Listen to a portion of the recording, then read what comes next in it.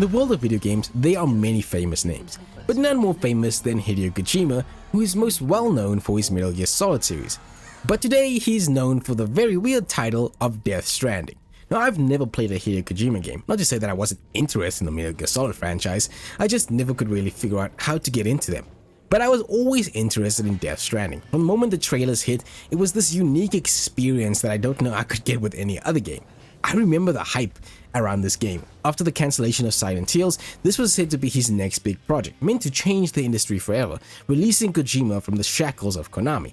But when the game came out, it has come out to mixed results. Many people can call this game a masterpiece, probably one of the most unique experiences they've ever had, while others will call it a walking simulator boring and pretentious. But I never got what Death Stranding was about, except that it starred Norman Reedus. With the announcement of the sequel, I finally decided to answer the most important question. Is Death Stranding worth your time? But before we go any further, welcome to Stay Tuned on Gaming. I'm your host Damon, where I'm going to talk about video games for as long as I want. And today I'm going to look at the wonderful, the bizarre, and sometimes fun Death Stranding. And if you want to see more videos like this, please give a subscribe to the channel, comment down below, and give the video a like. Let's get into the game. Come and find me.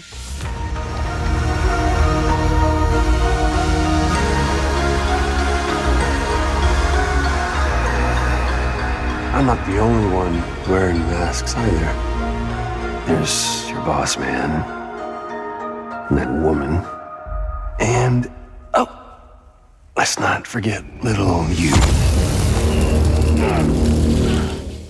If there was a selling point for Death Stranding, it had to be, what is Death Stranding all about? Like, when you look at the trailers for the game and you look at all the marketing that the game has had, they don't really tell you what Death Stranding is. So if I had to bring the story to its simplest form, this is what the game's story is. Set in a dystopian United States ravaged by the Death Stranding extinction event, the event has blurred the line between life and death. Humanity is on the brink of extinction, and supernatural entities called BTs roam the land, along with timefall, a mysterious rain that accelerates aging, complicates survival for everyone. Amidst all the chaos, society is retreated into isolated communities and severing the connections between people. This is where you come in. You play as Sam Porter Bridges, Norman Reedus' character, a porter with Bridges tasked with reconnecting the country by delivering essential updates and establishing the chiral network, a communication systems. But Sam's journey is not going to be an easy one. Not only will he have to contend with the BTs, the mules, and the environment himself, there's also a mysterious man named Higgs trying to stop him, and reoccurrences of a mysterious man who may be connected to Sam's past. Along with Bridges themselves, what secrets are they hiding? What is the truth behind Death Stranding, the Bridge babies, and the beaches themselves? All of this is somehow thrown into an epic journey that explores across all of America. And that's really the tale of Death Stranding.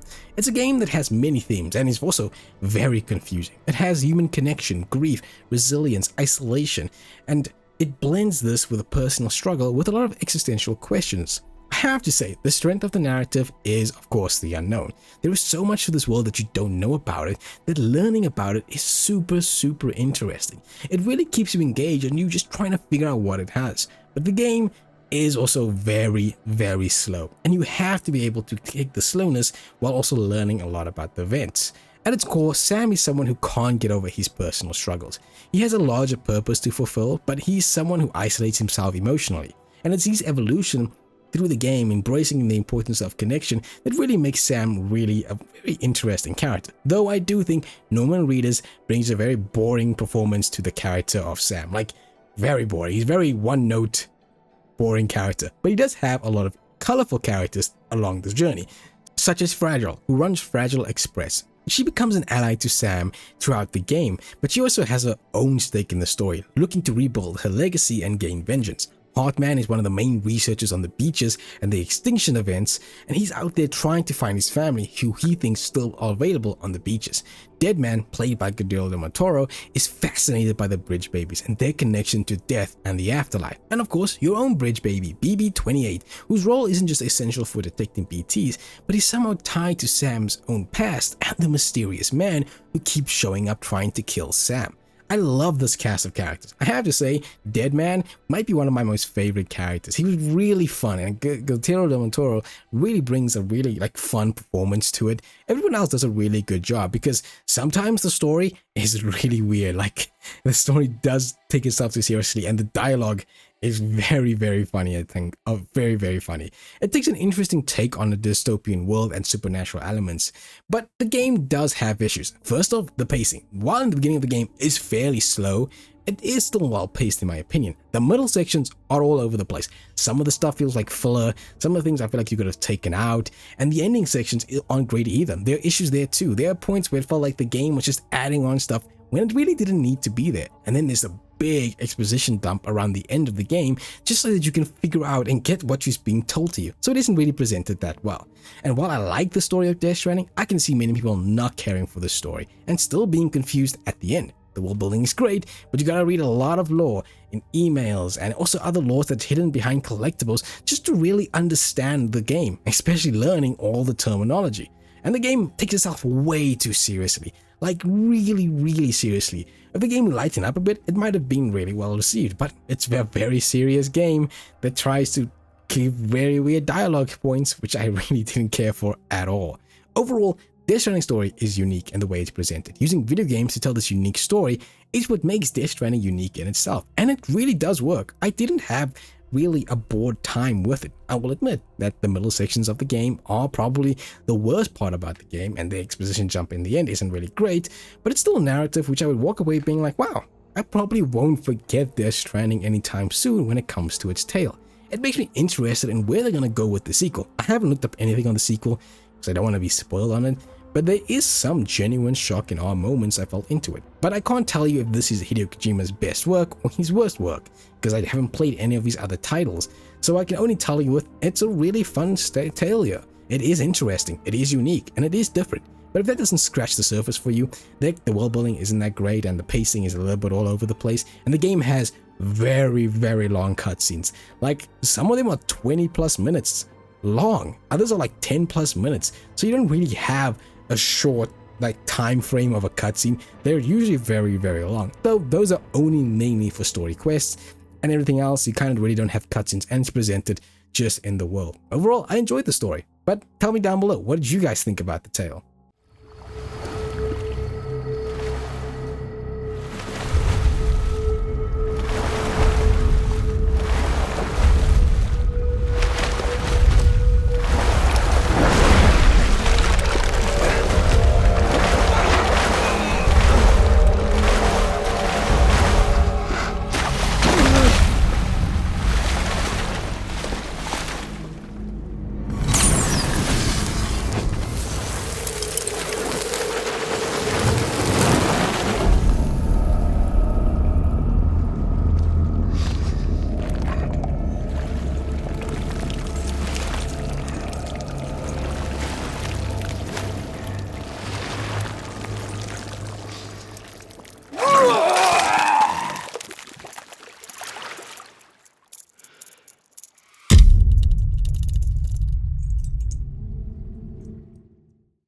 As for graphics and audio, graphics-wise, the game looks great. They make use of the Decima engine, which was used by the Horizon team, and I have to say, it's fantastic. The world looks fantastic. The hills, the mountains, the snowy areas, the big terrains, they all look really, really great. The facial animations are also really fantastic, enhanced with some really great performances. The environments are well detailed. Overall, the graphics are great in this game. I love a lot of the small details they put into it. How Sam walks, the different use of the weather effects in the game are also really good. As performances wise, I think everyone does a stellar job. But like I said, I think Norman Reedus brings a very bland performance. I like Deadman and Heartman, all of them were actually very interesting characters, so I really like that. As for the music, there's a lot of tracks in here. Most of them are licensed tracks by Kojima's own collection of music that he likes, and I have to say, they actually really fit the theme of the game really, really well. And sometimes they even play music when you're like in a big story moment and you need to get from point A to point B, which I also really like. But they are actual OST for this game, and I like the main theme as well as the BB theme in the game as well. I thought those were all really good. Overall, a great decent package when it comes to graphics and audio. Nothing I can really say bad about anything here.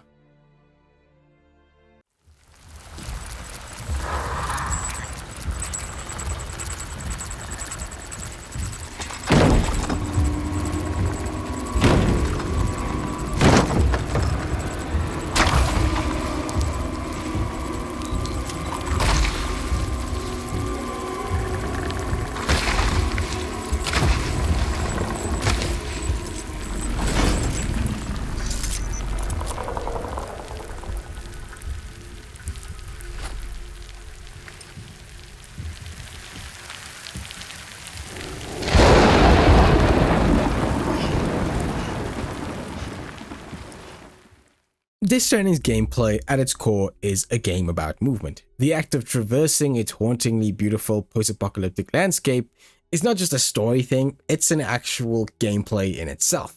You are a courier that's tasked with reconnecting isolated communities in this fractured United States, which means you will be delivering packages of all sorts all across the treacherous terrain of jagged mountains, raging rivers, fields of tar, and it's not only that, you have enemies like mules, the actual main antagonists, the BTs, and even the weather itself, not only in the snowy peaks, but the rain called timefall that accelerates the decay of organic and inorganic matter. Every step requires deliberation. Now, there are two ways of this. There's the delivery aspect of the game where you deliver packages from point A to point B while trying to avoid all of these obstacles in your way. And then there's the actual combat of the game. Now, I'm going to first talk about the delivery aspect because I super love this game. The delivery loop of this game is basically this: careful planning on all. You have a cargo management, balancing the weight, fragility, and the stack of your order. You then have to plan your route, trying to avoid BTs, mules, or the rough terrain, and then you have to navigate those hazards while maintaining Sam's stamina, BB's mood, and of course making sure that your cargo gets there all in one piece. This is the loop of the game, and I have to say, it's super fun. You always have to think about where you're going, what you're doing, and how much cargo you can take. You can only carry so much, since Sam can only carry that much cargo. If he carries too much cargo, on one side he'll start to lean precariously, which will then force you to readjust his grip. It also makes it much harder for Sam to go up uneven terrain, as one step can have him slipping, falling, and then damaging your cargo. Your main goal is to get your cargo from point A to B in the quickest time possible with the least damage imaginable. And it's not a very easy thing to do. One of the things I love about this game is the environment itself, and of course avoiding all the enemies. But the entire environment and choosing your route from point A to B is the puzzle of the game. You have to figure out how to get there. Will you be taking a longer route, which will mean going through a lot of enemies, but it'll be much safer. It'll be much longer, but it'll be a safer route. Or you go the shorter way, going through the BTs, the mules, and the treacherous terrain, but knowing that you can handle it and getting your delivery there much quicker. That's the main goal of the game. To navigate the wilderness, you'll get a lot of tools. You get ladders, climbing ropes, and anchors. These are not just items, but they are your strategic foresight. You got to think about, will I need a ladder for this journey I'm taking? Will I need climbing anchors? And you'll get a bunch of stuff to help you along the way. Strands for rappelling down cliffs, and probably the most important item, the PCCs. Now, the PCCs is very important as it allows you to build really big structures, such as bridges that you can build across a river and come back to now and then every time again. It's building watchtowers so you can see the area and map out even more, or building zip lines so you can get from point A to point B in a faster area. This is very important, and wherever you place things, these things will be there for you to use again and again and again. So it's important for you to understand and place them in a very strategic manner, knowing that, well, if I put a ladder for a bridge as a crevasse, I'm going to come back and use that same method because I can bypass maybe the BTs and the mules. It's fantastic. You even get floating carriers that can carry stuff for Sam.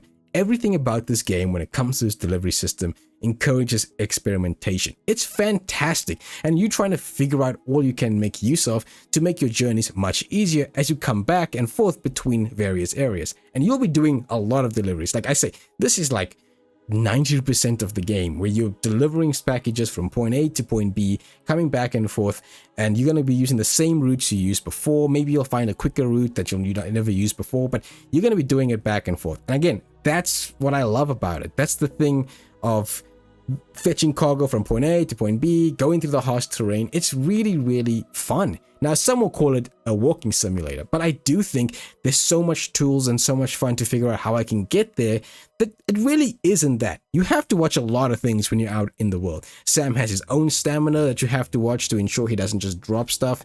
And then you also have the BB. Now, the bridge baby is the thing that you have. It's the part that you see Sam carry around. It is really important, not only narratively, but as a gameplay mechanic. The BB can detect BTs, the main antagonist of the game, and they're like the ghostly entities that you see that are walking around in the game. Now, whenever you get near a BT or get into a BT area, it starts to emit like a sonar pulse thing, and it starts like blinking a lot. So that means we're somewhere near, and this is where the game's stealth mechanic comes into play. Now, you visually cannot see BTs. You can only really tell how close they are with the BB.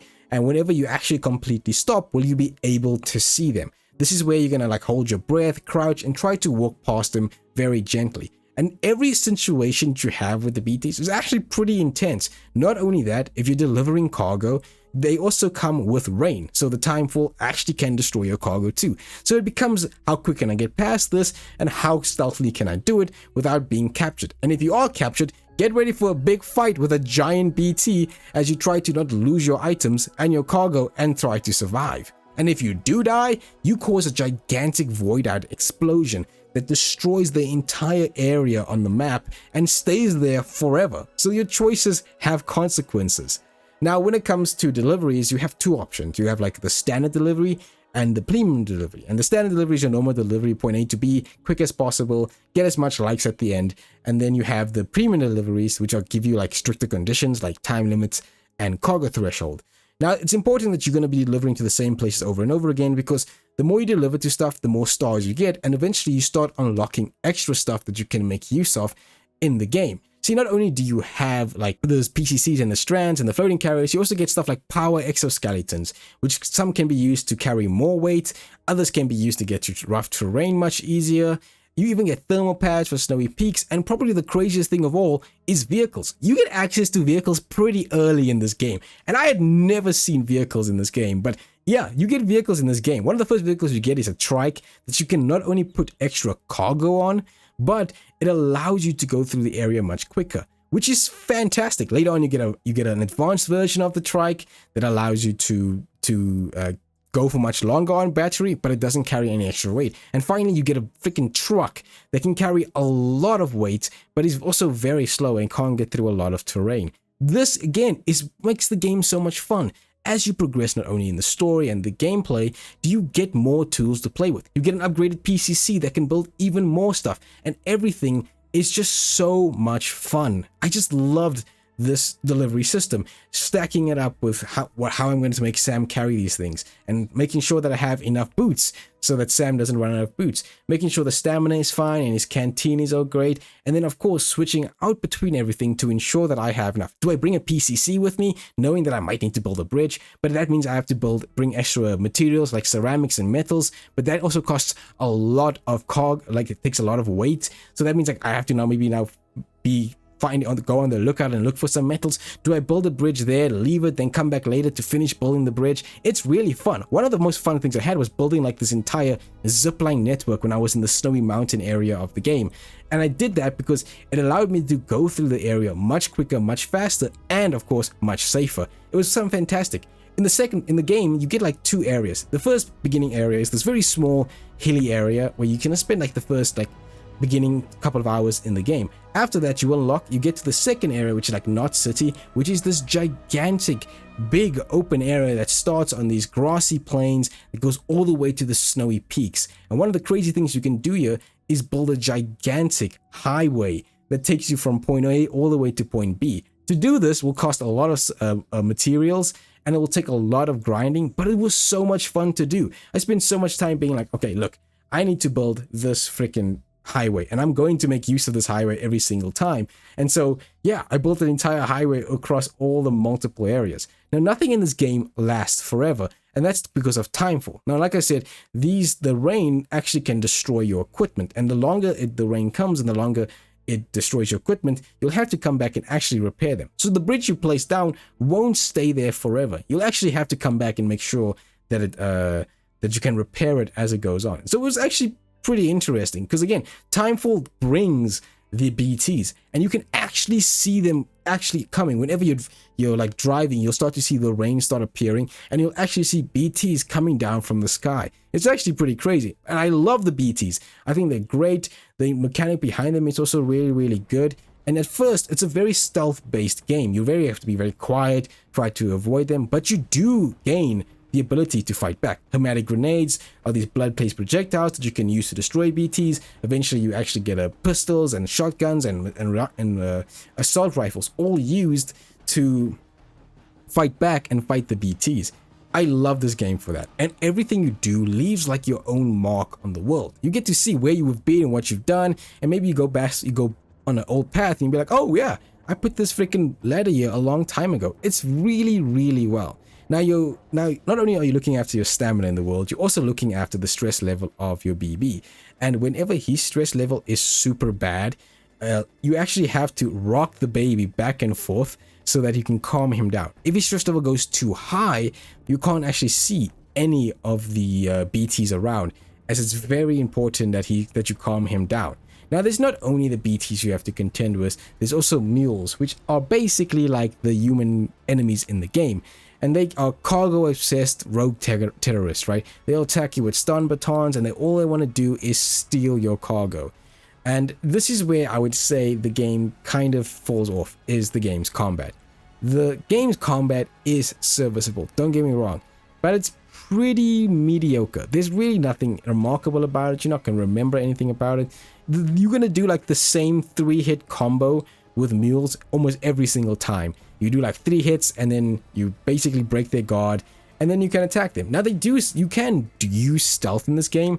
Like you can actually go down and do stealth takedowns, but it really is not worth it, as you get a bowler gun which allows you to incapacitate the enemies like non-lethally, and you use that and you kick them and you can take them down pretty easily. The mules were not deadly at all, and even the BTs at first are super scary, and I will admit they're always intense, but even later on you start to get super annoyed at the BTs in the world because they become super annoying to play, because you have so much weapons to fight back with at the end of the game, that it's like, ugh, do I really want to deal with them? And the thing is, you'll have to go after the mules because they actually have a lot of materials that you'll make use of every now and then. Like you actually go there and grind them out because they will come back and they are a constant enemy on the map.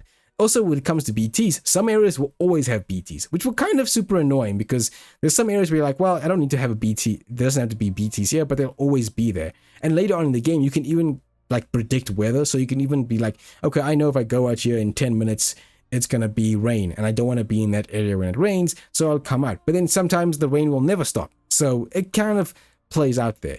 When it comes to boss battles, which this game does have, it's more spectacle over substance. You have these big epic clashes against BTs, whale BTs, and while they look spectacular, they're kind of mechanically very shallow. You're basically going to be thrown into this big like tar ocean, and now you have to basically jump from building to building while shooting the weak points of the big gigantic BT.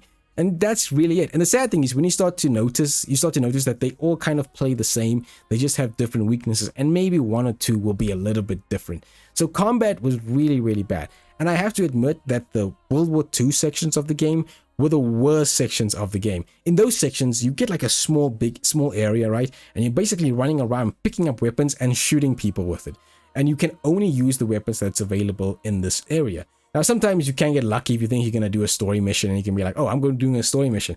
I need to make sure that I have like the weapons needed for this. But it's so annoying. The gunplay, again, is not good and not remarkable. There was not even really a cover system here. So you're basically running around like a mad person, shooting out in the open and getting shot a lot. It really highlighted the weakness of the game. Granted, there's not so many of those World War II sections, but they do drag on for a very long time. Because you got to kill like the boss like 3 times in that area, and it just becomes super annoying as you're just all running around looking to pick up guns, looking to pick up armor, looking to pick up like ammo and stuff like that. And it's just, yeah, it's very, very annoying. And so the combat in this game sucks. It's an afterthought, which is sad because you have such great experimentation with the delivery system of the game, making sure that Sam picks up everything, making sure you figure out how you place your cargo, what you're taking, how you're taking it. And there's so much experimentation with it. When you get to the combat, it's super limited and just not that interesting. Now, Death Stranding actually has multiplayer, but not your typical multiplayer that you see. It's a multiplayer where players indirectly help other players just by playing the game as normal. So you're kind of like on this one big server, and whenever you do anything in the world, such as build a bridge or leave a vehicle behind or even drop cargo because you couldn't make it, you add it to this big community server, and other players can make use of those very things. For example, I build a bridge over the river where no one else has built a bridge because I know this is a river that I'm going to come back to a lot. The moment the bridge is finished, it allows players to make use of that bridge as well. So if somebody else is playing at the exact same time, they'll see a bridge just start to form and they can make use of that bridge as well. And that's how it is. You could find vehicles that are left behind by other players, watchtowers, any building that you can build is there. Any cargo that can be left behind can be left behind, and you can find it in the world and deliver it for other people. You can find other people's vehicles and you can make use of them as well, meaning if you didn't have the ability to craft a vehicle, boom, now you can find it. You can even find PCCs of guns or grenades lying around that you can make use of at any opportune time. This is really awesome. It's one of the best things, walking around, not showing exactly where you're going, and then coming around the corner and being like, oh my gosh, there's a bridge at this very awesome place that it just allows me to get to my destination much quicker. It's really great. And you can even finish buildings for other people, such as you see that the bridge isn't done, and you can donate materials to finish it. It's one of the reasons how I built the road so fast, as many other people donated as well, and I finished up donating it, and so I finished the roads as well. Again, this is really, really awesome. There have been actual scary situations where I'm like, oh no, how am I going to get out of this? Just to walk around and find a vehicle just lying there that I can make use of. And there are even players can even leave behind signs, kind of like a Dark Souls messenger type thing, where you can they can tell you that there's BTs that way or a treacherous terrain. It's so good. The one end is that you won't be access to this immediately. You first have to get somebody on the chiral network. Once they're on the chiral network, only then are you able to see everyone's creations. So the first time around running to a new area, you probably won't see anybody or any buildings at all. And then the moment you access that building and deliver whatever package you need to and add into the chiral network, then you will see all of the people's buildings and signs. And there is a lot. It is a lot. But at the same time, I don't know if I really like this as well. This game talks a lot about isolation and how Sam has to do this entire journey by himself. But when you have so many people playing this game and so many buildings and so many vehicles, the game's world feels very full, not as empty or as alone as you want it to be. And you will always find players that can sometimes just build at the right spot. It takes a lot of the challenge very early on and around the middle part of the game out of the game, because you'd be thinking, oh, I need to bring a PCC and I need to bring this and I need to bring that to build a bridge. And then the moment you get to that area, there's already a bridge there for me to make use of. There have been so many times when I've been able to bypass probably really dangerous areas in the game because other players have either warned me about it or have built entire bridges or zip lines to get me from point A to B. But there's also been times when I've been able to finish a zipline network because somebody else built a zipline at one place and then I built a zipline at another place. And I was like, oh great, now I have all these ziplines that I can make use of. But it's also nice to know that other people make use of it as well, and they leave you likes if they like where you've placed it.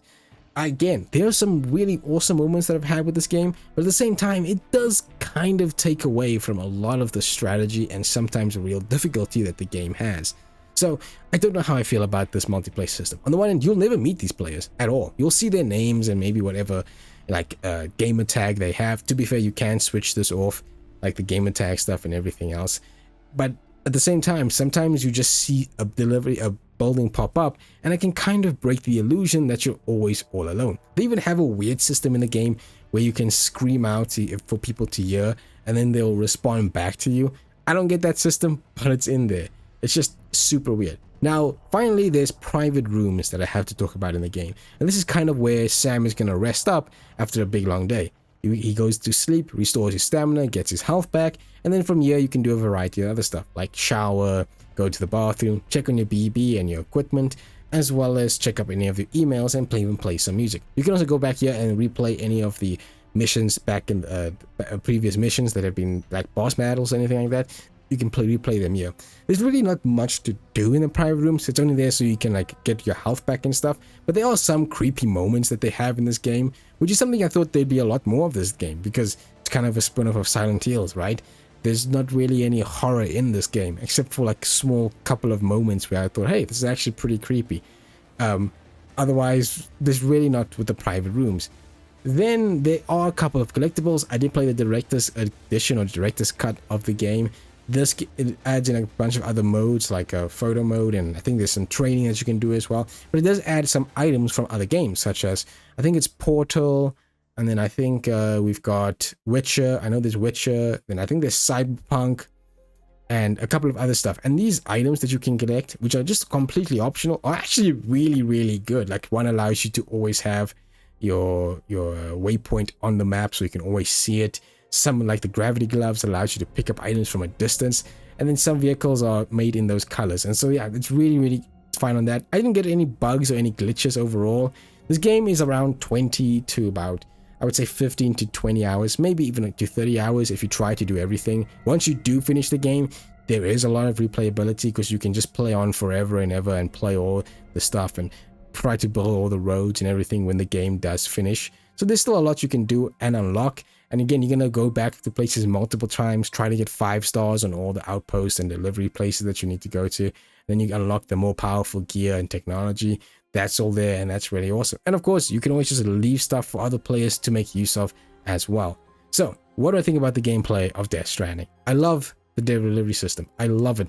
I also like the online multiplayer system. I love that stuff. All of that is really awesome and really great. Some of the best experimentation that I've been able to play, and some of the really good progression in the game is what makes it so much fun to play.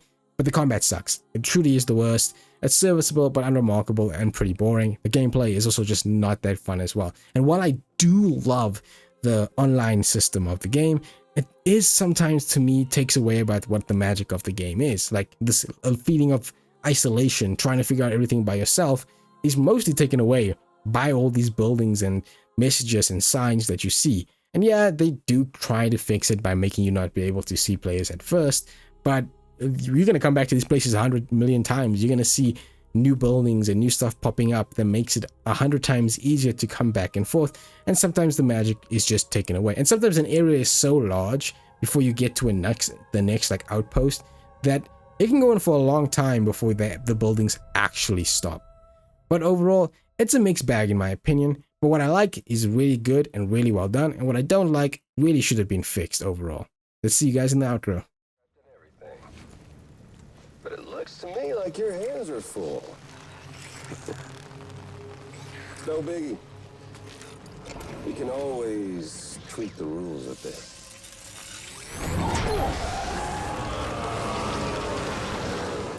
Get ready, Sam.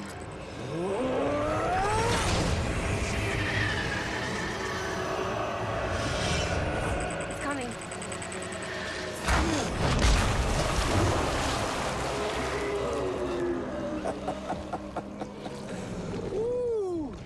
He looks hungry. All you gotta do to make it out alive is not get eaten. Sound like fun? Of course it does.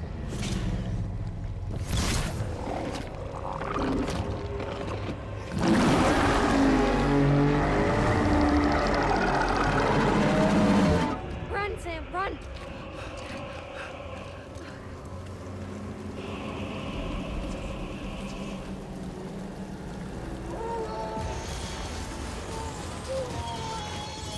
Overall, Death Stranding was truly a bizarre experience. The story was exceptionally a unique experience in total.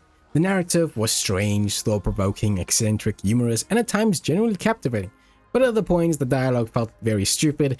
The game, I was lost through most of it. I also really didn't care so much for the very long cutscenes. And it also felt that the game just didn't want to tell me exactly what was going on, and instead talked around it while I had to figure it out myself. As for the gameplay, it's weird. I love the delivery system of the game, and using all the tools available that I had to get my package from point A to point B in the shortest, safest, and best time. Exploring the world was really fun, and trying to puzzle out the environment was really good too. But I did not enjoy the combat at all. It was mediocre, limited, and frustrating at points, especially those World War II sections that I completely hated. So the one's end, I loved the delivery system, and I hated the combat. I also really did enjoy the community aspect of the game by using other people's bridges and other people's items as well as packages that they've left behind, created a sense of community by playing all by myself and playing not by myself at the same time. But at the same point, sometimes it ruined the magic of what this game was trying to be, a solo journey across America. So again, double-edged sword. So I can see why this game is divisive. There are many things that people will like and many things that people won't like, from the delivery system to the combat and even the longer cutscenes. So to answer your question, is Death Stranding worth your time? Just like the game itself, it's a hard thing to answer. If you can buy into the game's uniqueness, what you get is a fun experience that has a lot of replayability. I enjoyed my time with Death Stranding and may even replay it again, and I'm actually kind of looking forward to the sequel. But if you cannot buy into this game, you will probably drop it, and I wouldn't be surprised if you did. I would say this: if you can't get into the game after 5 to 7 hours, then drop it. If you can't get to the game's second island or the second area of the game, where you spend like 90% of your time, and you still can't get into the game, drop it after that. It's not worth your time. So, Death Stranding worth your time? It's a mixed bag. Buy into the game's uniqueness? Play it on, enjoy it, play the rest of it, you get a fun experience. If you can't buy into the game's uniqueness and get annoyed by the cutscenes and the other stuff that the game tries to do for realism, drop it. You're not going to miss much, and the game is not trying to sell you on trying to buy yourself into the game. So that's all I can offer on Death Stranding. I had a great time with this game. I really did. I was playing it, having a good time. It was really, really fun. I just kept wanting to play more of it. And there were actually genuine moments that I got completely shocked at what the game offered me. I just wished it fixed some of its combat. It was really annoying doing those World War II missions. It was also super annoying fighting the mules every time, as they would just respawn. And the BTs were really fun at first and super intense, don't get me wrong, as I faced them. But as I got further into the game, it kind of just became super annoying to deal with. And I was kind of like, I don't really care for the BTs anymore. And they became super annoying when I wanted to just move on and get further into the game. But overall, if you like this video and want to see more, please subscribe to the channel, comment down below, give the video a like, and tell me, did you enjoy your time with Death Stranding, or did you drop it within the first 75 hours? I'd love to know how you enjoyed your time with Death Stranding.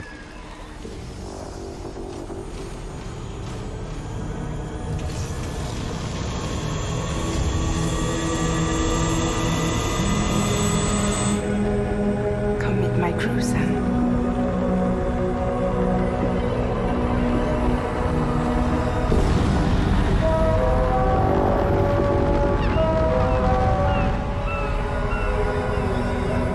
Time for you to hit the road and start a new journey.